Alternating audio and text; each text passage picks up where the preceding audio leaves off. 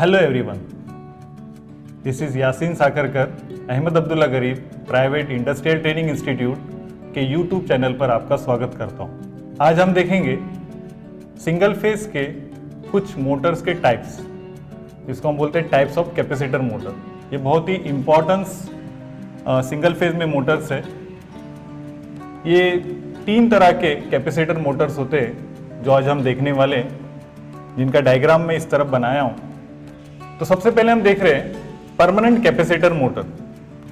Permanent capacitor motor का मतलब होता है कि उस मोटर में कैपेसिटर कंटिन्यूअस लगा रहेगा, परमानेंटली लगा रहेगा। दूसरी मोटर है capacitor start induction run motor. ये मोटर जिसमें एक कैपेसिटर लगा होता है, लेकिन कुछ समय के बाद ये सर्किट से अलग होता है और सिर्फ एक ही वाइंडिंग पर मोटर चलते रहती है। तीसरी मोटर है capacitor start capacitor run motor. ये कैपेसिटर मोटर जो है वो जिसमें एक कैपेसिटर कुछ समय के बाद अलग हो जाता है सप्लाई से, उसके बाद एक कैपेसिटर जो परमानेंट लगा रहता है वो मोटर को कंटिन्यूअस टॉर्क देते रहता है। तो सबसे पहला जो परमानेंट कैपेसिटर मोटर है, ये बहुत ही कम एचपी की, जिसको हम कम वेटेज भी बोल सकते हैं, 60 to 80 वेटेज में अवेलेबल होती है। जैसे कि हमारे टेबल फैन और सीलिंग फैन, ये जो परमानेंट कैपेसिटर मोटर होती है वही सीलिंग फैन में भी वही मोटर होती है और टेबल फैन में भी वही मोटर होती है। इसमें एक कैपेसिटर होता है जिसका वैल्यू जो है वो उसकी वेटेज कैपेसिटी के हिसाब से बदलते रहता है। जैसे कि टेबल फैन में जो 1.5 माइक्रोफैरेड का कैपेसिटर लगता है और सीलिंग फैन में जो है 2.5 से लेके 3 माइक्रोफैरेड तक कैपेसिटर लगता है।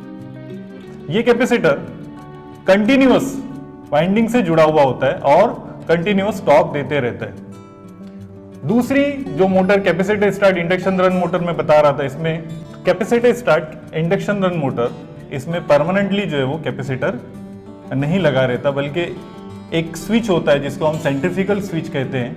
ये सेंट्रीफ्यूगल फोर्स पर काम करता है और जब मोटर टोटल स्पीड का 80% स्पीड पर पहुंच जाए तो ये कैपेसिटर इसमें से जो है वो सर्किट से अलग हो जाता है और सिर्फ मेन वाइंडिंग पर ही मोटर चलते रहती है। Capacitor start capacitor run motor में जो है वो 2 कैपेसिटर लगे रहते हैं। इसको हम डबल कैपेसिटर मोटर भी कहते हैं। इसको हम डबल कैपेसिटर भी मोटर कहते हैं क्योंकि इसमें 2 कैपेसिटर लगे रहते हैं। एक कैपेसिटर जो है वो स्टार्टिंग के समय काम करता है, यानी जब टोटल स्पीड का 80% स्पीड पर पहुंच जाए तो सेंट्रीफ्यूगल फोर्स पर इसका जो स्टार्टिंग कैपेसिटर सर्किट से अलग हो जाता है और रनिंग कैपेसिटर कंटिन्यूस उसमें लगा रहता है। ये तीसरी वाली जो मोटर है, इसका बहुत ही जबरदस्त परफॉर्मेंस होता है। ये छोटी मोटर होती है, इसका जो टॉर्क होता है बहुत ही कम होता है, लोड कैपेसिटी भी कम होती है, इसकी वेटेज कैपेसिटी भी कम होती है। परमानेंट कैपेसिटर मोटर में जैसे मैं फैन बताया और सीलिंग फैन और टेबल फैन बताया, उसी तरह से इसमें जो एक छोटा पंप आता है, टुल्लू पंप, वो भी परमानेंट कैपेसिटर मोटर का ही होता है। ये दोनों जो मोटरें हैं, capacitor start induction run motor और capacitor start capacitor run motor, ये दोनों के जो है वो पंप बनाए जाते हैं बड़े वाले, ज्यादा खींचने वाले, पानी को खींचने के लिए और ज्यादा फोर्स में ऊपर चढ़ाने के लिए, जहां पर हमारे पास सिंगल फेज सप्लाई अवेलेबल हो। अब हम देखते हैं इन मोटरों को डायग्राम के जरिए समझने की कोशिश करते हैं। तो सबसे पहला जो यहाँ पर जो मोटर बनी हुई है, यहाँ पर परमानेंट कैपेसिटर मोटर, इसमें जो हम देख रहे हैं, एक होती है ऑक्सिलरी वाइंडिंग और दूसरी होती है मेन वाइंडिंग। एक ऑक्सिलरी वाइंडिंग और एक मेन वाइंडिंग, इसको हम दूसरे अल्फाज में स्टार्टिंग वाइंडिंग और रनिंग वाइंडिंग भी कहते हैं। ये आपको तीनों मोटरों में दिखाई दे रही है, auxiliary winding, auxiliary winding, main winding, main winding, main winding, यानी तीनों ये जो है, ये ऑक्सिलरी जिसको हम बोल रहे हैं वो स्टार्टिंग वाइंडिंग भी कहते हैं, मेन वाइंडिंग जिसको हम रनिंग वाइंडिंग भी कहते हैं। तो कैपेसिटर जो लगा रहता है इसमें वो लो माइक्रोफैरेड का होता है।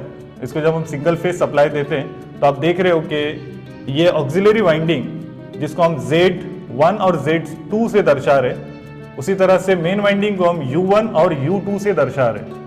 तो इसमें जो एक कैपेसिटर लगा रहता है वो ऑक्सिलरी वाइंडिंग के सीरीज में लगा रहता है, ऑक्सिलरी वाइंडिंग के बिल्कुल सीरीज में लगा रहता है। जब मोटर को सप्लाई दी जाती है तो ये कैपेसिटर ऑक्सिलरी वाइंडिंग को टॉर्क देता है।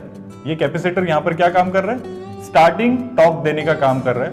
ये कंटिन्यूअस इसको टॉर्क देते रहते हैं, जिसकी वजह से उसका रोटर जो है वो, चाहे वो एक्सटर्नल हो या इंटरनल हो, एक तरफ घूमने लगता है और उसी दिशा में वो घूमते रहता है। दूसरी जो कैपेसिटर मोटर में, capacitor start induction run motor, आप इसका भी डायग्राम देख रहे हो। इसमें एक कैपेसिटर सिर्फ थोड़ा सा चेंजेस है। कैपेसिटर के सीरीज में हम एक CS, जिसको हम सेंट्रीफ्यूगल स्विच कहते हैं, ये सेंट्रीफ्यूगल स्विच सेंट्रीफ्यूगल फोर्स पर काम करता है। सेंट्रीफ्यूगल स्विच सेंट्रीफ्यूगल फोर्स पर काम करता है।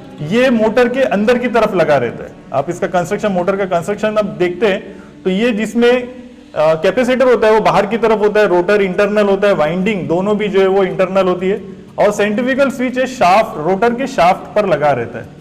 और ये सेंट्रीफ्यूगल जब फोर्स इसके अंदर तैयार होता है मोटर के अंदर, तब ये जो है वो इसका जो क्लच है वो काम करता है और ये ओपन हो जाता है। स्टार्टिंग के समय में ये जो है ऑन कंडीशन में रहता है। ऑन कंडीशन में रहने की वजह से कैपेसिटर इसको जो है वो ऑक्सिलरी वाइंडिंग को, यानी रनिंग स्टार्टिंग वाइंडिंग को जो है स्टार्टिंग टॉर्क देते रहता है। जब ये 80% स्पीड पर पहुंच जाए, ये मोटर की जो टोटल स्पीड होती है, जैसे कि 1500 आरपीएम या 3000 आरपीएम जो होती है, एक्चुअली जो है हमको जब स्पीड मिलती है इसकी, यानी आरपीएम जब मिलती है तो कम होकर मिलती है, जिसको हम 1440 या 2880 आरपीएम कहते हैं। जब ये उसकी जो है 80% स्पीड पर पहुंच जाती है तो ये कैपेसिटर जो है वो सर्किट से अलग होता है। उसको अलग करने वाला जो होता है सेंट्रीफ्यूगल स्विच होता है, जो सेंट्रीफ्यूगल फोर्स पर काम करता है। इस तरीके से ये फंक्शन करता है और फिर रनिंग वाइंडिंग पर ही मोटर जो है वो सिर्फ घूमते रहते हैं, और सिर्फ इसीलिए उसको हम कहते हैं कि इंडक्शन, जैसे मैं यहां पर बताया आपको कि इंडक्शन रन मोटर, तो इंडक्शन के सिद्धांत पर यहां पर फिर वो काम करते रहते कंटिन्यूअस, सिर्फ मेन वाइंडिंग पर ही। तीसरी मोटर जिसका स्टार्टिंग और रनिंग दोनों टॉर्क बहुत ही जबरदस्त होता है, तकरीबन स्टार्टिंग टॉर्क जो उसका होता है वो 300 गुना होता है। 300 गुना इसका स्टार्टिंग टॉर्क होता है। इसके फुल लोड करंट जो कैपेसिटी होती है उससे इसका 2 से 3 गुना जो स्टार्टिंग करंट होता है, और बहुत ही बेहतरीन इफिशिएंट वाली जो मोटर होती है ये। इसमें 2 कैपेसिटर आप देख रहे हैं यहां पर, एक कैपेसिटर 1, कैपेसिटर 2।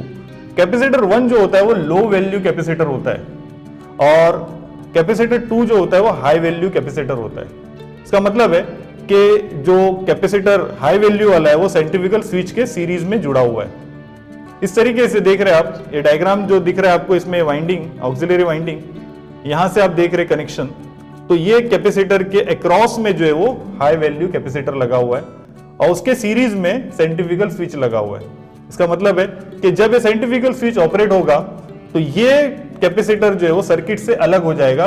और ये कब अलग होता है, सेम उसी तरह से जिस तरीके से यहां पर 80% स्पीड पहुंचने के बाद सेंट्रीफ्यूगल स्विच ऑपरेट हो जाता है और ये यहां से सर्किट से कट जाता है। ऑक्सिलरी वाइंडिंग के सीरीज में जो लगा हुआ है उससे ये कट होने की वजह से सिर्फ मेन जो हमारा जो लो वैल्यू कैपेसिटर है वही कैपेसिटर सर्किट में जुड़ा रहता है। तो स्टार्टिंग के समय ये बहुत ही जबरदस्त टॉर्क देता है, जिसकी वजह से, और बाद में जब ये हट भी जाए तब भी दूसरा कैपेसिटर इसके सीरीज में लगा हुआ है ऑक्सिलरी वाइंडिंग के, यानी स्टार्टिंग टॉर्क और रनिंग टॉर्क दोनों बहुत ही अच्छे होने की वजह से इसका परफॉर्मेंस बहुत ही अच्छा मिलता है, और ये बहुत ही ताकतवर मोटर होती है सिंगल फेज में।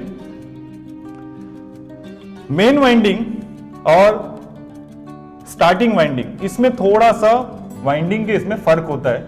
जैसे एक ऑक्सिलरी वाइंडिंग आप देख रहे हो यहां पर, तो ऑक्सिलरी वाइंडिंग में कुछ मोटरों में जो है वो टर्न्स ज्यादा होते हैं और पतला गेज होता है, थीन वायर होती है, जबकि मेन वाइंडिंग में कभी कभी जो है वो कम टर्न्स होते हैं और थिक यानी मोटी तार होती है।